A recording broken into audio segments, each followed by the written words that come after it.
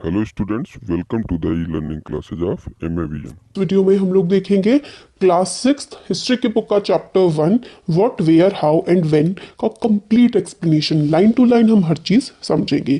तो सबसे पहले है रशीदास क्वेश्चन। अब ये क्या है, रशीदा जो है न्यूज़पेपर पढ़ रही थी, सडनली एकदम से उनकी जो नज़र है वो एक हेडलाइन पर पड़ी। अब वो हेडलाइन क्या थी, मतलब जब वो न्यूज़पेपर पढ़ते हुए उनकी आंखें पड़ी एक हेडलाइन पर। तो देखिए हेडलाइन क्या था, 100 ईयर्स अगो, मतलब 100 साल पहले। तो उसको ये लगा कि भाई इतनी पुरानी बातें, 100 साल पुरानी बातें हमें किस तरीके से पता हो सकती हैं। तो आगे क्वेश्चन पूछते हैं किताब में, हमारी बुक में, फाइंडिंग आउट व्हाट हैपेंड, पता लगाना कि हुआ क्या था। यस्टरडे, यस्टरडे का मतलब बीता हुआ दिन। आप सुन सकते हो रेडियो में, आप टीवी में देख सकते हो, न्यूज़पेपर में पढ़ सकते हो कि पिछले दिन क्या हुआ, पिछले साल क्या हुआ। जो मतलब आप पूछ सकते हैं किसी से जिसको ये चीज़ याद हो, बट लॉन्ग लॉन्ग अगो, बहुत बहुत ज़्यादा समय पहले चीज़ें क्या हुई थी ये आप कैसे पता लगाएंगे। तो देखिए, what can we know about past, हम लोग पास्ट के बारे में, इतिहास के बारे में हम लोग क्या जान सकते हैं। तो काफ़ी सारी चीज़ें हैं जिसको हम पता लगा सकते हैं। वो क्या क्या है देखिए, पीपल, लोग क्या खाते थे, किस तरीके के कपड़े पहनते थे, किस तरीके के उनके घर होते थे जिसमें वो रहते थे, और बहुत सारी चीज़ें, जैसे कि we can find out about जो हंटर्स हैं। हंटर्स का मतलब होता है जो लोग शिकार करके अपना जीवन यापन करते थे। हर्डर्स होते हैं चरवाहे, ठीक है। फार्मर्स होते हैं किसान, रूलर्स होते हैं राजा, मर्चेंट व्यापारी, प्रीस्ट होता है जो पंडित होता है, क्राफ्ट पर्सन जैसे कि सुनार, लोहार वगैरह, आर्टिसंस जो आर्टिस्ट होते हैं, म्यूजिशियन, साइंटिस्ट, ये सारे के सारे किस तरीके से रहते थे, बच्चे कौन से गेम खेलते थे, ये सारी की सारी चीज़ें हम लोगों को कैसे पता लगती हैं भाई। तो वेयर डिड पीपल लिव, लोग कहाँ रहते थे। तो अगले पेज पे, पेज नंबर 2 पे हम लोगों को नर्मदा रिवर फाइंड करनी है। नर्मदा रिवर देखिए कहाँ है, नर्मदा रिवर ये है, देखिए यहाँ पर नर्मदा रिवर ये रही, ठीक है, नर्मदा रिवर। तो नर्मदा रिवर हम लोगों ने देखी। यहाँ पर ये जो रिवर है, bank of river, bank of river का मतलब होता है नदी का किनारा। हजारों सालों से, ठीक है, यहाँ पर 100,000 ईयर्स, मतलब हजारों सालों से नर्मदा नदी के किनारे लोग रह रहे हैं। जो बहुत ही ज्यादा पुराने पहले लोग यहाँ पर रहते थे वो स्किल्ड गैदरर से। गैदरर का मतलब होता है गैदर, गैदर का मतलब होता है इकट्ठा करना। तो यहाँ पर जो लोग रहते थे वो खाना अपना इकट्ठा करा करते थे पेड़ों से, है ना, खेती बाड़ी टाइप्स करके। उनको पता था पेड़ों के बारे में, फॉरेस्ट के बारे में, और वो रूट्स कलेक्ट करते थे। मतलब उनको पेड़ों के बारे में बहुत अच्छी जानकारी थी, पेड़ों से फल और पेड़ों की जड़ों के बारे में, है ना। तो इन सब से अपना खाना इकट्ठा किया करते थे फॉरेस्ट प्रोड्यूस से। और वो हंटिंग भी किया करते थे। हंटिंग होता है जानवरों को मारना, तो जानवरों को मार करके भी वो खाया करते थे। तो नर्मदा जो वैली थी उसमें क्या होते थे, स्किल्ड क्या होते थे, Hunter and gatherer. Hunter gatherer होते थे कहाँ पर, हंटर गैदरर होते थे नर्मदा नदी के पास, ठीक है।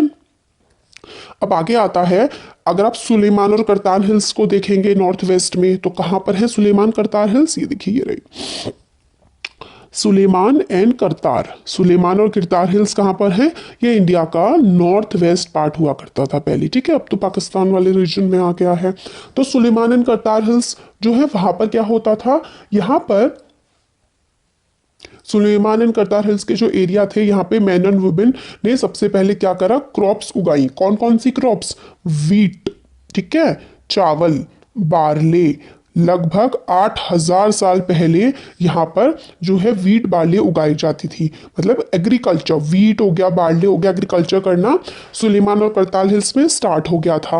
लोग अपने जानवरों को चराते थे, जैसे कि शीप, गोट, कैटल, है ना, और गांव में रहते थे। शीप हो गया, गोट हो गया, कैटल हो गया, इनको चराते थे और यहाँ रहते थे। अब आती है गारो हिल्स। गारो हिल्स कहाँ पर है, Garo hills to the north east and the Vindhyas in the central India, ठीक है। अब हम लोग को लोकेट करना है गारो। गारो हिल्स देखिए ये रही, यहाँ पर ये गारो हिल्स है, ठीक है। और विंध्यास ये रहे, नर्मदा के जस्ट ऊपर विंध्या के पहाड़ हैं। तो यहाँ पर ये रहे, यहाँ पर लोग क्या करते थे, ये कुछ एरियाज हैं जहाँ पर एग्रीकल्चर डेवलप हुआ, ठीक है। एग्रीकल्चर गारो हिल्स में डेवलप हुआ, और कहाँ पर हुआ, जो विंध्यास है, गारो एंड विंध्यास में एग्रीकल्चर डेवलप हुआ। और अगर हम लोग ट्रेस करें रिवर इंडस और उसकी ट्रिब्यूटरीज, ट्रिब्यूटरीज होती हैं, जैसे एक बड़ी नदी जा रही है, इस नदी में जो छोटी छोटी नदियां आकर के मिल जाती है ना, वो उसकी क्या होती है, ट्रिब्यूटरीज होती हैं। तो रिवर इंडस कहाँ से बहती थी, ये देखिए ये है रिवर इंडस, यहाँ से इंडस आती थी। और बाकी सारी की सारी जो ये झेलम, चेनाब, रावी, ब्यास, सतलुज, इस सब में इंडस में एक बड़ी रिवर में मिल जाती थी। ठीक है, ये है इंडस। तो इंडस रिवर ये रही और इसमें झेलम, चेनाब, रावी, सतलुज वगैरह आकर के इसमें मिल जाते थे। ठीक हो गया। तो इंडस रिवर कब से हम लोग मान रहे हैं कि इंडस रिवर के अराउंड जो है अर्लियर सिटीज कब बसी, तो 4700 ईयर्स पहले, 4700 ईयर्स अगो। ठीक है, यहाँ पर क्या हुई, लार्जेस्ट सिटीज फ्लरिश हुई, मतलब काफी ज्यादा सिटीज यहाँ पर बनने लगी। और गंगा के नदी के किनारे सिटीज कब आई, 2500 ईयर्स अगो। तो मतलब नर्मदा नदी के किनारे गंगा से पहले सिटीज डेवलप होने लगी थी। अब गंगा और उसके ट्रिब्यूटरीज को भी हम लोगों को देखना है। तो गंगा कहाँ है, ये रही गंगा। ठीक है, गंगा कहाँ है, ये रही गंगा। ट्रिब्यूटरी गंगा की यमुना, चंबल, सोन है ना, ये गंगा है। और इसमें देखिए सारी की सारी आकर के मिल रही हैं। तो गंगा रिवर के अराउंड जो है शहर कब आके बसने लगे, 2500 ईयर्स अगो, है ना। तो ये हो गया। तो हमने गंगा को देख लिया और सोन को भी हमने इसमें देख लिया। अब एंशियंट टाइम में जो एरिया होते थे वहां पर, ancient times the area along these rivers to the south of Ganga known as Magadh. मतलब गंगा नदी के नीचे वाला जो एरिया होता था उसको हम क्या बोलते थे, मगध। तो मगध कहाँ पड़ा भाई, देखिए ये है मगध, ये गंगा नदी है। गंगा नदी यहाँ से ऐसे करके जा रही है, इसके नीचे ये वाला जो है ये मगध कहलाता था। ठीक है, मगध जो है काफी ज्यादा पावरफुल किंगडम था और काफी जो है ताकतवर राजा यहाँ पर हुआ करते थे। बिहार वाले रीजन में काफी बड़ा यहाँ पे किंगडम ये था। थ्रू आउट मतलब पूरे टाइम से ही, पुराने समय से ही लोग काफ़ी ज़्यादा ट्रैवल करते हैं एक जगह से दूसरी जगह। काफ़ी पहाड़, नदियाँ, हिमालय, डेजर्ट, रिवर, ये सारे के सारे जो हैं डेंजरस हुआ करते थे, मगर लोगों को एक जगह से दूसरी जगह जाने से ये नहीं रोक पाए। तो मैन और वुमेन जो है किस किस लिए एक जगह से दूसरी जगह जाते थे, इन सर्च ऑफ लाइवलीहुड, काम की तलाश में। और नेचुरल डिजास्टर आ जाती थी, सूखा पड़ जाता था, बाढ़ आ जाती थी, उससे बचने के लिए कई बार लोग जो है वो आर्मीज में ट्रेवल करते थे देशों पे कब्जा करने के लिए, है ना। कई बार मर्चेंट्स अपना कारावांस में मतलब झुंडों में ट्रेवल करते थे और जगह से दूसरी जगह सामान को पहुंचाने के लिए, मतलब व्यापार करने के लिए मर्चेंट्स जाते थे। रिलीजियस टीचर्स जाते थे अपने धर्म को इधर से उधर मतलब फैलाने के लिए अपने धर्म को। लोग एक जगह से दूसरी जगह जाते थे और कुछ लोग क्या करते थे कि सिर्फ और सिर्फ उनको ट्रैवलिंग पसंद होती थी, घूमना पसंद होता था, इसलिए अपने देश से दूसरी जगह निकल जाते थे। अब एक जगह से दूसरी जगह लोग गए तो हम लोगों को अलग अलग जगहों के बारे में पता लगा और आइडियाज के बारे में पता लगा। तो लोगों ने क्यों ट्रेवल किया, वाई डू पीपल ट्रेवल। तो sometimes they travel in search of livelihood, sometime they travel to escape natural calamities. फिर मर्चेंट्स अपना व्यापार करने के लिए जाते थे और रिलीजियस टीचर्स अपना धर्म फैलाने जाते थे और कुछ लोग को घूमना पसंद था इसलिए वो घूमते थे। तो वही है कि हमें मैप 1 में हमने हिल्स देखे, जो भी हमने पहले मैप दिखा रहे थे, पेज नंबर 2 पे है। तो हिल, माउंटेन, सी, ये सारे के सारे क्या थे, natural frontiers of the sub continent. Natural frontiers का मतलब है ये हम लोगों को बाकी जगह से अलग करते थे। देखिए हिमालय कितना ऊंचा है तो दूसरे देशों से हमें अलग करता है। नीचे 3 तरफ हमारे क्या थे, समुंदर थे, है ना। तो यही बात करी गई है कि अलग अलग जगह से लोग डिफिकल्ट इनको क्रॉस करना होता था, मगर फिर भी एक जगह से दूसरी जगह लोग ट्रैवल करते थे, घूमने जाते थे। काफी सारे लोग जो हैं एक दूसरी जगह से दूसरी जगह आए, इसकी वजह से क्या हुआ, कल्चर और ट्रेडिशन काफी ज्यादा एनरिच हुए, मतलब हमें दूसरी जगहों के बारे में काफी ज्यादा पता लगा। हमारा म्यूजिक चेंज हुआ, हमारी कुकिंग, ठीक है, ये हजारों सालों से काफी ज्यादा डिफरेंस मतलब चेंजेस आते रहे हैं म्यूजिक में, खाने पीने के अंदाज में या हमारे खान पान में।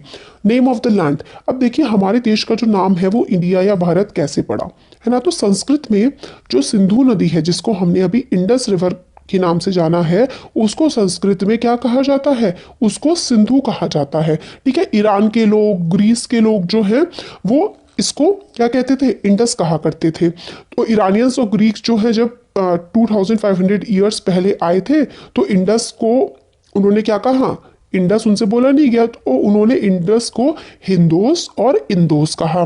फिर जो हमारा ऋग्वेद है उसमें जो इंडिया के इस वाले, जैसे देखिए इंडिया के इस वाले पार्ट में जो लोग रहते थे उनको क्या कहा, पार्ट में, इस वाले पार्ट में, पार्ट को कहा गया भारत। ठीक है, तो ऋग्वेद में इस पार्ट को, हमारे देश को भारत कहा गया, है ना। तो कई सारे नाम इस तरीके से हमारे निकले।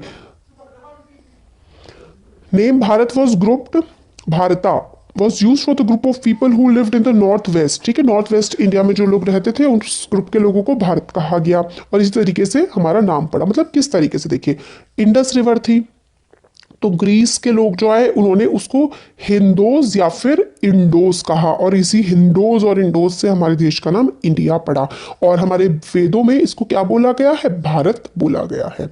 अब फाइंडिंग आउट पास्ट, यहां से हम लोग देखते हैं आगे की आगे। ठीक है, तो काफी सारे वेज हैं जिससे हम लोग पास्ट के बारे में पता कर सकते हैं। क्या क्या वेज हैं? One is to search for and read books that were written long ago. एक तरीका है किताबें पढ़ने का जो बहुत समय पहले लिखी गई हैं, और उन किताबों को मेन्यू स्क्रिप्ट कहते हैं। मेन्यू स्क्रिप्ट क्यों कहते हैं? देखिए, मेन्यू का मतलब होता है hand, menu MANU, menu script, menu का मतलब होता है हाथ। ठीक है, स्क्रिप्ट का मतलब होता है जो भी कोई चीज लिखी गई, मतलब जो चीज हाथ से लिखी गई किताब, उसको मैन्यूस्क्रिप्ट कहते हैं। ये कहाँ कहाँ लिखी जाती है? पाम लीफ पर, पाम का ट्री होता है ना, उसकी पत्तियों पर लिखते थे, या फिर बार्क ऑफ अ ट्री, मतलब ट्री जो होता है उसका जो तना होता है ना, उसके ऊपर लिखा करते थे, जैसे कि नोन एज बिर्च। बिर्च जो ट्री होता था, जैसे tree, bark of the tree known as birch, birch पे भी मैन्यूस्क्रिप्ट लिखी जाती थी, और पाम लीफ पर भी क्या होता था, लिखी जाती थी मैन्यूस्क्रिप्ट। और बट मैन्यूस्क्रिप्ट के साथ क्या दिक्कत थी, समय के साथ ही खराब हो जाती थी, इंसेक्ट इसको खराब कर देते थे, और बहुत ही कम मैन्यूस्क्रिप्ट जो है सरवाइव करी है, मगर फिर भी इतनी कर गई है कि हम लोग काफ़ी चीज़ें पता लगा सकते हैं पास्ट के बारे में। कहाँ कहाँ मिलती है मैन्यूस्क्रिप्ट? मंदिरों में मिलती है, मोनास्ट्रीज में मिलती है। मोनास्ट्री क्या होता है? मोनास्ट्री भी ना क्या, जहाँ पर मंक्स रहते हैं, मंक्स होते हैं वो लोग जैसे कि सन्यासी, सन्यासी वगैरह जिन जगहों पर रहते हैं। बुद्धिज्म और जैनिज्म में इनका बहुत ज़्यादा कल्चर है, तो मोनास्ट्रीज में, टेम्पल्स में इनको रखा गया है। इन किताबों में हमें बहुत सारी चीज़ों के बारे में पता लगता है, जैसे कि रिलीजियस बिलीफ्स, धर्म के बारे में, कि धर्म की प्रैक्टिस कैसी रही है लोगों की, किंग्स की लाइफ के बारे में, दवाइयों के बारे में, साइंस के बारे में, बहुत सारी पोयम्स वगैरह, एपिक्स, महाकाव्य, ठीक है, इनके बारे में पता लगता है।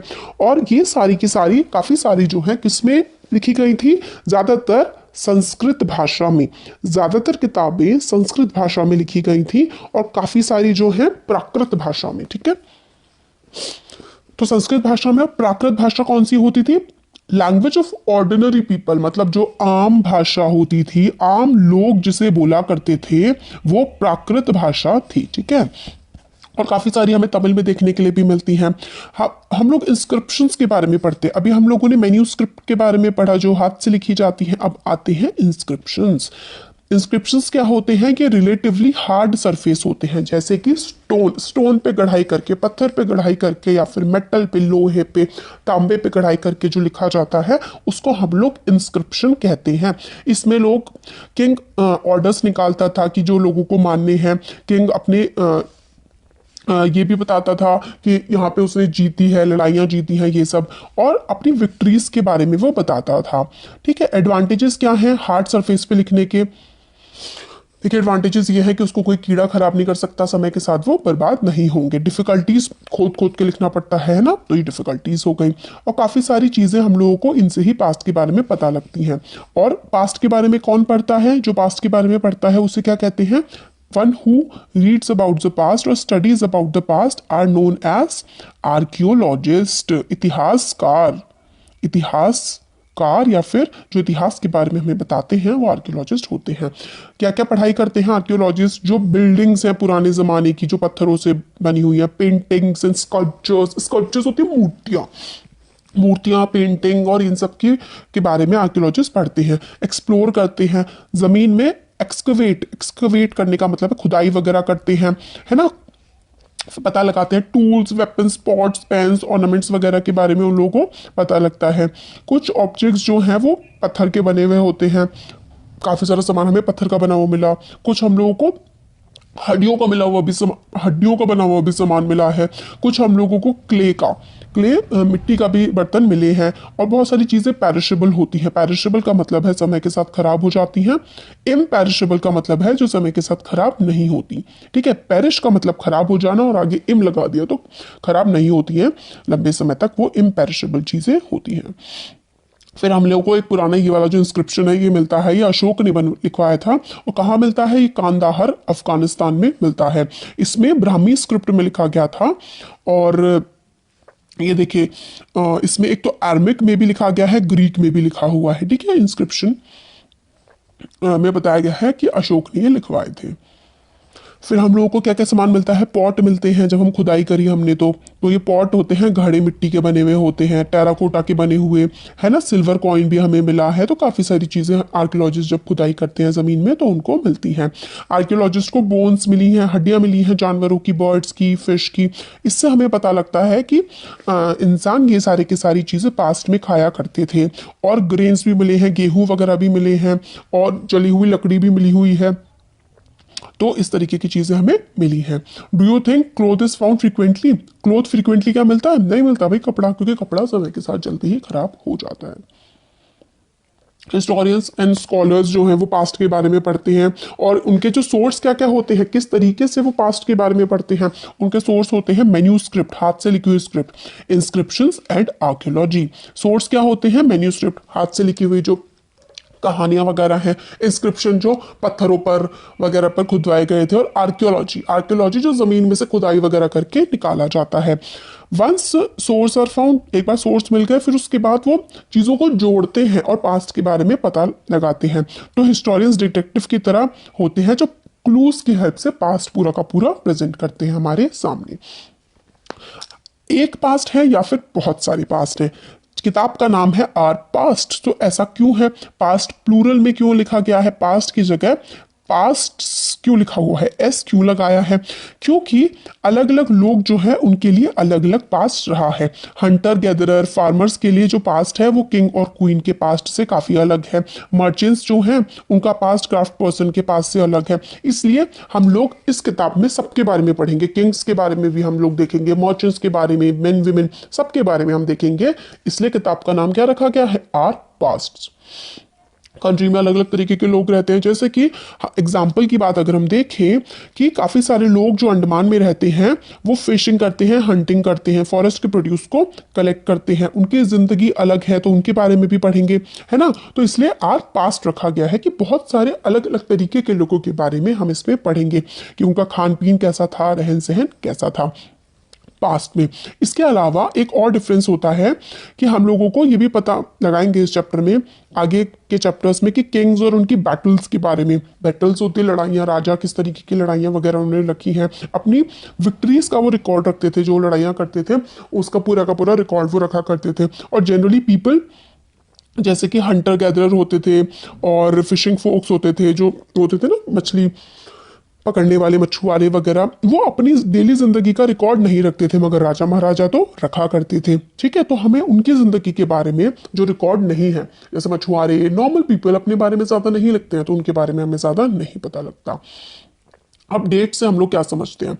देखिए सिंपल सी इसमें ये बात है कि आज जैसे हम लोग डे मंथ ईयर में नापते हैं, तो इतिहास को कैसे नापेंगे? हम लोगों ने एक कॉमन कन्वेंशन बना हुआ है पूरी दुनिया में कि जो जीसस क्राइस्ट का बर्थ है उसके बाद जो फाउंडर है क्रिश्चियनिटी के, जिन्होंने क्रिश्चियनिटी को स्टार्ट करा था, तो उनके बेसिस पे हम लोग लगाते हैं। उनका जो बर्थ है उससे पहले वाला टाइम, जैसे कि ये है इस टाइम पर क्राइस्ट का बर्थ हुआ, इससे पहले वाला जो समय है उसको हम बी सी कहते हैं, और इसके आगे वाला जो समय है इनके बर्थ के बाद उसको हम लोग ए डी से रिप्रेजेंट करते हैं। तो जैसे कि अभी क्या चल रहा है? 2020 ए डी ये चल रहा है। एडी का मतलब होता है एना डोमिनी, मतलब in the year of Lord. ठीक है, बीसी का मतलब क्राइस्ट के बर्थ से पहले का समय। ठीक है, बिफोर क्राइस्ट, ये हो गया।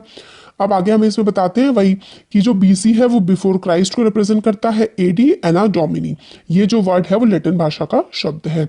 सीई भी हम लोग इस्तेमाल कर सकते हैं एडी के, और बीसीई। सीई होता है कॉमन एरा, ठीक है, बीसी होता है बिफोर कॉमन एरा। तो इस तरीके से हम लोग इसका इस्तेमाल कर सकते हैं समय की यूनिट बताने के लिए। जैसे कि हम 2020 बी 2020 हम इसे CE भी लिख सकते हैं, कॉमन एरा, 2020 कॉमन एरा, या फिर 2020 AD भी लिख सकते हैं। ये इसमें बताया गया है।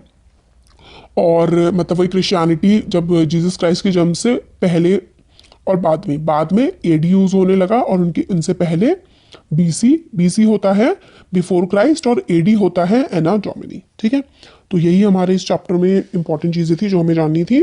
एल्सवेयर जो है इसमें यही बताया गया है कि काफी सारे हमें इंस्क्रिप्शंस मिले हैं। ये अलग अलग तरीके के पुराने जमाने में जो भाषा इस्तेमाल होती थी, किस तरीके से हमने उसे डेसीफर करा है। डेसीफरमेंट का मतलब होता है किसी चीज को समझना, किसी पुरानी भाषा को समझना कि वो क्या है। तो देखिए, ट्रायंगल को P से दिखाते थे, सेमी सर्कल को T से, तो L को लायन को L से। इस तरीके से एक पुरानी भाषा है जो हम लोग को दिखाई गई है।